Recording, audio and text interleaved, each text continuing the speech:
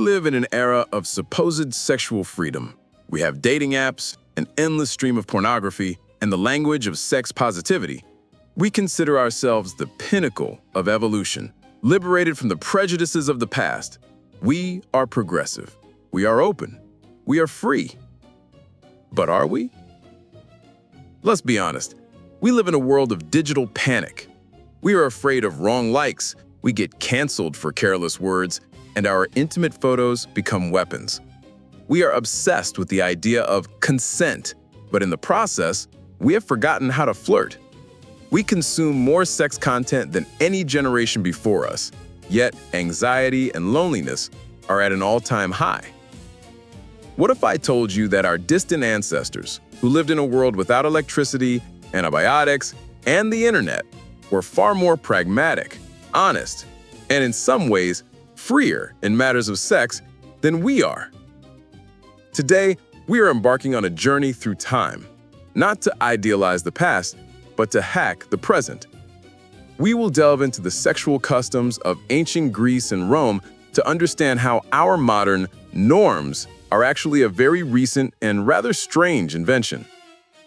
Prepare yourselves. Your inner moralist is probably already writing a complaint. Part 1. Ancient Greece, the gymnasium of desire. To understand sex in ancient Greece, you need to throw everything you know about romance, love, and monogamy out of your head. For a Greek, sex wasn't so much about feelings as it was about everything else. About status, about power, about civic duty, about aesthetics, about health, about politics. It was a transaction, as natural as breathing and as pragmatic as a trip to the market. The operating system of Greek sex was built on a single principle. The active penetrating role was always dominant and honorable, while the passive, receptive role was subordinate. And this had nothing to do with gender. A man who penetrated, be it a woman, a youth, or a slave, asserted his status as a free citizen. And the one who was penetrated was in a subordinate position. That's the whole philosophy. The center of this universe was the cult of the male body. The gymnasiums where men trained naked were not just gyms. They were social clubs, schools, and essentially the Tinder of that time. The beauty of the male body was a sign of kalokagathia, the unity of good and beauty. A perfect body meant a perfect spirit. And it was here that the most shocking phenomenon for us flourished: pederasty. Let's be clear right away. This has nothing to do with the modern concept of pedophilia. Greek pederasty was a social institution, a bond between an adult man, erastes, and a youth who had already gone through puberty, eromenos. It was a teacher-student relationship with a sexual component. The adult man taught the youth philosophy, politics, and military art, and in return received his beauty and youth. This was so normal that it was considered an integral part of a citizen's education. In some cities, like Thebes, entire armies were composed of pairs of lovers because it was believed that a soldier would fight more fiercely to protect his beloved. Imagine a modern HR department trying to deal with such corporate relationships.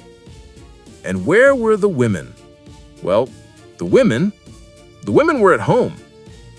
The Greek world was divided into two parts: the polis, the public space of men, and the oikos, the private space of the home, where the woman ruled. Sex with one's wife was a sacred civic duty. Its purpose was the birth of legitimate heirs, new citizens of the polis. It was the most boring, most regulated, and most socially approved form of sex. Pleasure? Emotional connection? For that, a Greek man went elsewhere. If the wife was for children, then for pleasure, intellectual conversations, and fun, there were the hetairai. These were courtesans, but not in our understanding of street prostitutes. Hetairai were educated, independent women. They could own property, participate in men's symposia, feasts, and hold conversations on equal terms with philosophers.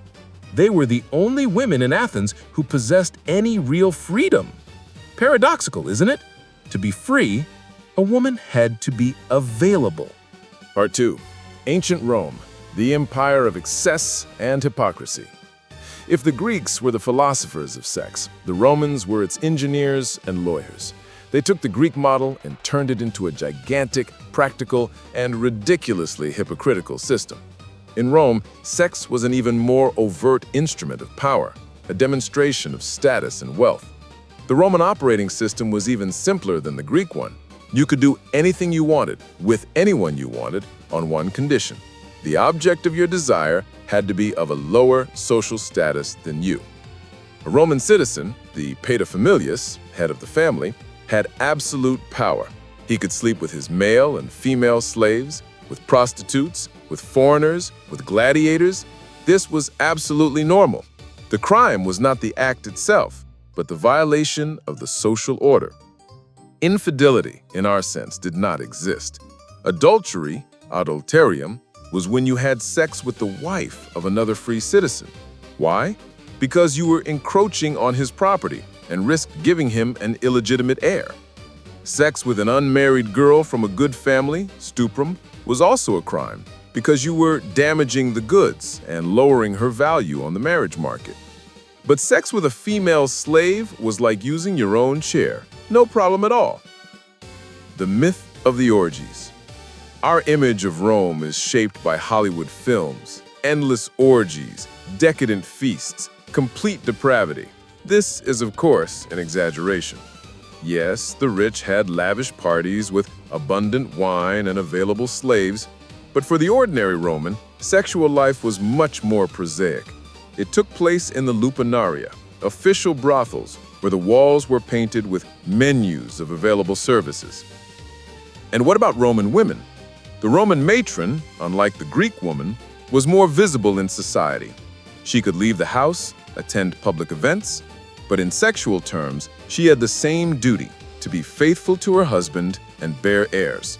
The ideal was a modest, chaste woman who managed the household.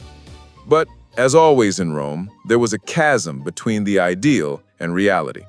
The stories of empresses like Messalina, whose sexual appetites became legendary, show that women also found ways to circumvent the strict rules. It was just much more dangerous for them. Part 3. The Great Disconnect. How did we get to modernity? So, we see a world where sex was a natural part of life, a tool, a commodity, entertainment, a duty, anything but a sin. A world without shame for the body and its desires. How did we turn into what we are now? Neurotics, obsessed with porn but afraid of real intimacy. What happened can be called the Great Disconnect, a change in the operating system of civilization. A key role in this was played by the spread of monotheistic religions, primarily Christianity. The new ideology brought with it a completely new paradigm.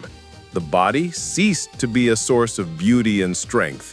It became a source of sin, a vessel for base instincts that needed to be suppressed and controlled.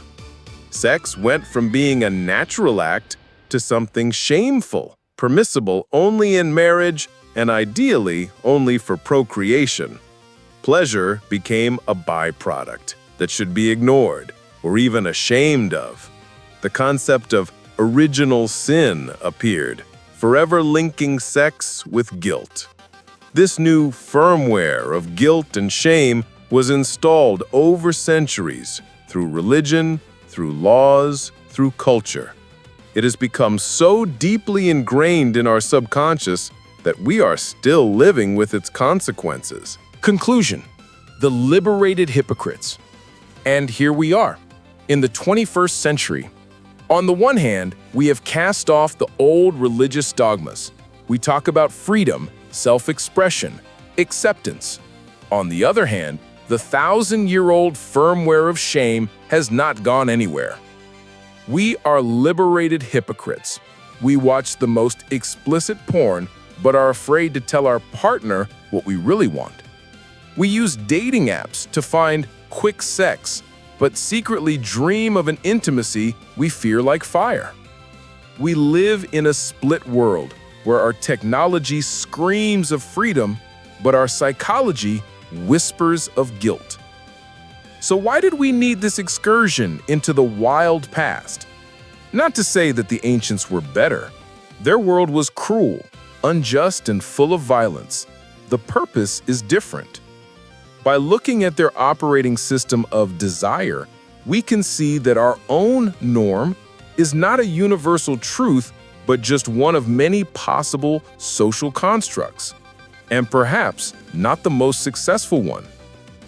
The history of ancient sex teaches us not how to have sex. It teaches us that the rules can be changed, and perhaps the first step to true sexual freedom is not a new dating app, but an honest conversation with ourselves about the ancient firmware that still controls our deepest desires and fears.